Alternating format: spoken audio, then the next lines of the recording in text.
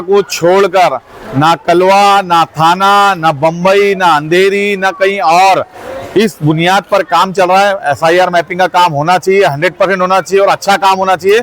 आप एग्जाम के बाद करवाते, जो लोग आ रहे हैं राउंड मार रहे हैं उनको वो मिल नहीं रही है मैडम, वो फोन नहीं उठा रही है मैडम, तो एसआईआर होगा कभी, मैपिंग कभी होगा।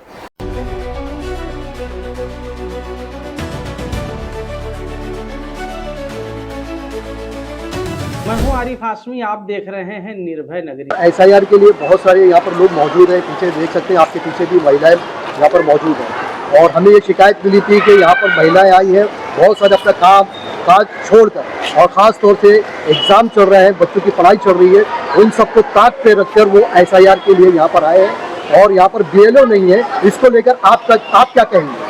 देखिए, जितने भी बीएलओज हैं वो मैक्सिमम 100% मुझे लगता है जो बीएलओज है ना वो म्युनिसिपल स्कूल के टीचर्स हैं।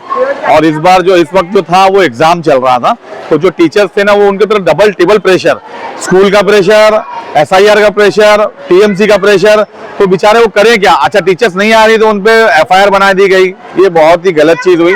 मुमरा को छोड़कर ना कलवा, ना थाना, ना बम्बई, ना अंधेरी, ना कहीं और इस बुनियाद पर काम चल रहा है। एसआईआर मैपिंग का काम होना चाहिए, 100% होना चाहिए और अच्छा काम होना चाहिए, इसके हम फेवर है, पूरी तरीके से फेवर है। लेकिन ना बच्चों के खिलवाड़ से, ना पेरेंट्स को परेशान करके, ना टीएमसी को परेशान करके, दूसरे सारे काम काज छोड़कर बेचारे पेरेंट्स यहाँ बुढ़े बुढ़े आदमी आकर यहाँ पर एसआईआर का काम कराया जा रहे हैं। उनका प्रॉपर तरीके से काम नहीं हो रहा है, उनको डॉक्यूमेंट्स नहीं मिल रहे हैं, तो क्या करेगा इंसान। इतना ईजी नहीं है कि 2002 का और 2024 का मैप कर पाना लोगों के लिए, टीचर्स के पास में उसकी अवेलेबिलिटी नहीं है। तो सारी चीजों को जो ऐसा है कि पहले प्रॉपर तरीके से किया जाता और टीचर के पास में था, वो लोग के पास में तो काम करना ही है उनको, अभी नहीं तो बाद में। जिस तरीके से दूसरी जगह हो रहा था उस तरीके से मुमरा में भी होता, क्यों लोगों को परेशान करना है इतनी टाइट तरीके से। बबलू भाई, जिस तरीके से डरने की जरूरत नहीं है, डरने की जरूरत नहीं है, एसआईआर करवाइए करवाइए करवाइए, ऐसा बोल बोल कर लोगों को डराया जा रहा है। नहीं, ऐसा है कि डर किस लिए डर। 90 लाख बिहार के अंदर नाम काटे गए, जिसमें से 60 लाख नाम तो नॉन मुस्लिम्स के, यानी हिंदुओं के थे नाम, 30 लाख नाम मुसलमानों के काटे गए। तो मुसलमानों में इतना हवा क्यों बनाया जा रहा है कि मुसलमान तुम्हारे नाम काट दिए जाएंगे, तुम्हारे को बांग्लादेश भेज दिया जाएगा, क्या मजाक। मतलब मुसलमानों को डरा डरा के उनके नाम की राजनीति करके जबरदस्ती का मैनिपुलेट किया जा रहा है। तो मैं मुमरा कौसा के और जितने भी पॉलिटिकल पार्टी के लोग हैं उनसे हाथ जोड़कर रिक्वेस्ट करता हूं कि प्लीज लोगों की मदद करें, उनको डराए नहीं। उनका काम अगर नहीं हो रहा है तो सिस्टमेटिक टीचर से बोलकर जो आगे का जो सेकंड स्टेप है वो सेकंड स्टेप में भी काम हो जाएगा, मैपिंग भी हो जाएगी, सेकंड स्टेप में भी काम हो जाएगा। तो प्लीज लोगों में ये डर का माहौल ना बनाए और लोगों का सिस्टमेटिक जो काम हो रहा है वो होने दे। कोई डेट बढ़ाई नहीं गई, कहीं पे तो एसआईआर शुरू ही नहीं हुआ और हमारी तरफ 20 तारीख तक डेट बढ़ा दी गई, ये तो समझ में ही नहीं आ रहा मुझे। कहीं पे मैपिंग शुरू ही नहीं हुई और हमारे इधर 10 तारीख से 20 तारीख तक डेट बढ़ा दी गई, क्या मजाक है क्या।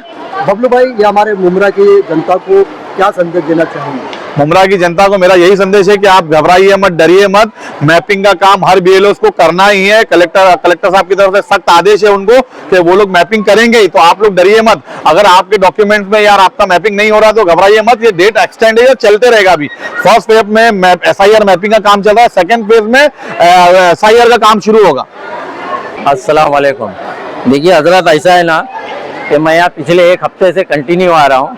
यहाँ पे एक मैडम है, मैं आपको उसका बताता हूँ, उसका नाम है शोभा आनंद डोबरे। ये यादी नंबर 246 देख रही है, इसको आप देखो। ये इसको कई बार फोन करे, ये लगभग पिछले 1 हफ्ते से ये मैडम आने को तैयार नहीं है। ये बोल रही है कि उनके बच्चों का एग्जाम चल रहा है। तो मैं यही बोलना चाहूँगा कि एग्जाम के टाइम पे एसआईआर क्यों करवाए भाई, आप एग्जाम के बाद करवाते।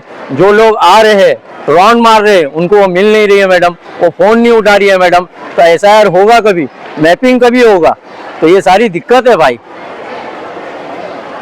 असद भाई, जैसे कि आप बोल रहे हैं कि वो टीचर है, बच्चों को एग्जाम चल रहे हैं, वहीं दूसरी तरफ पेरेंट्स जो है वो एसआईआर के लिए यहाँ पर आते हैं, तो उनके बच्चे के एग्जाम चल रहे हैं, उनको घर में भी बहुत सारे काम रहते हैं। तो एक सही टाइमिंग क्यों नहीं बताया जा रहा कि इस टाइम पर आएंगे और यहाँ पर बीएलओ मौजूद होंगे? कोई सही पर्टिकुलर टाइम भी तो होना चाहिए जनता के लिए।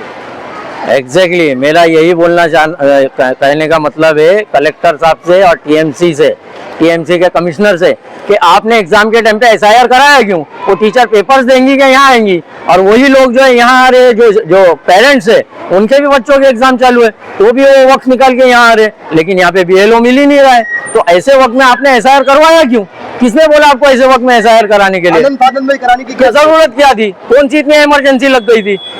आप एग्जाम के बाद करते। आगे तो 2 महीने की छुट्टी हाँ, आसानी से हो सकता था, लेकिन ये परेशानी का मामला है, खाली अननेसेसरी का परेशान हो रहे लोग। अच्छा, ये सिर्फ मुमरा में हो रहा है क्योंकि बॉम्बे में और कहीं भी इस तरह की बात? भाई देखो, मैं मुमरा में रहता हूँ तो मुझे तो दिख रहा है मुमरा में हो रहा है, अब पता नहीं कहाँ कहाँ हो रहा है ये ऐसा परेशानी, लेकिन मुमरा में तो हो रहा है ये परेशानी। आप खुद चले जाओ, अभी भी वो 246 की यादी की मैडम जो है, जो मैंने आपको बताया, वो आ नहीं रही है, वो फोन नहीं उठा रही है। उनकी भी कहीं ना कहीं मजबूरी है। अरे उनकी मजबूरी है तो हम कहाँ जाए? हम कहाँ जाए? 20 तारीख तक आपने टाइम दिया और अभी एक्सटेंड नहीं हुआ 20 तारीख तक, तो आवाम कहाँ जाएंगी? तो मैं यही चाहूंगा जितने भी नेतागण है, जो गट नेता है या टीएमसी कमिश्नर है या एएमसी कमिश्नर है या जो भी कलेक्टर साहब है, उनको ये टाइम करना ही नहीं चाहिए था। इसको आगे बढ़ाना चाहिए, इनको आगे बढ़ाना चाहिए। छुट्टी के बाद इनको कम से कम और 20 दिन का जो है एक्सटेंड करना चाहिए एग्जाम के बाद। मेरा यही रिक्वेस्ट है। क्या नाम है आपका? लैलतुन्निसा। आज यहाँ जीआर पाटिल में आप आई थी, किस लिए आई थी, क्या है? एसआईआर के लिए। तो कभी से आप यहाँ पर आए थे? आज 15 दिन में हो गया करके, अभी तक करके दिए नहीं, हमको फॉर्म जमा करने दिए। रोज आते हैं आप यहाँ पर? हाँ आप रोज आ रहे हैं यहाँ पर? हाँ, रोज आ रहे हैं। तो जब से अभी तक नहीं हुआ? नहीं हुआ। कौन सा यादी नंबर क्या है आपका? 246। हाँ, अच्छा, तो जो सुबह मैडम है वो 15 दिन से आ नहीं रही? नहीं आ रहे हैं, 15 दिन हो गए पेपर देके। अभी आज फोन किया तो बोला हम 2-3 दिन नहीं आएंगे। 2-3 दिन नहीं आए हाँ। और आप लगातार चक्कर लगा रहे हैं। हाँ। अभी फोन किया तो बोलते भाई आपका क्या नाम है? मेरा नाम मोहम्मद अली है। क्या नाम है भाई आपका? मोहम्मद अली। तो यहाँ एसआईआर के लिए आप भी आए हुए हैं क्या? सर मैं 4 चक्कर लगा चुका हूँ, मैडम आते नहीं, 3 बजे आते हैं, 5 बजे चले जाते हो।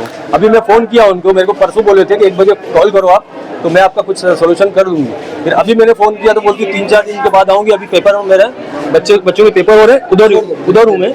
तो मैं बोला मैडम थोड़ा 20 तारीख तो लास्ट है, बोले वो सुपरवाइजर से आप कंप्लेन करो कि क्या है क्या नहीं है। तो मैं इसलिए अभी आया था।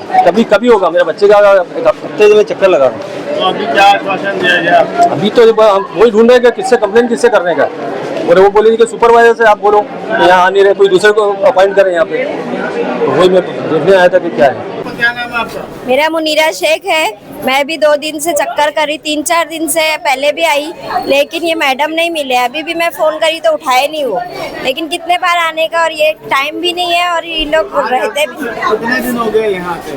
मैं इससे पहले 2 दिन पहले आई थी तो मैडम बोले कि ना अभी मैं नहीं आई हूँ, और आज फोन करी तो उठा रहे भी नहीं है वो। अभी और नहीं, अभी फोन नहीं उठाए। कोई जानकारी नहीं मैडम।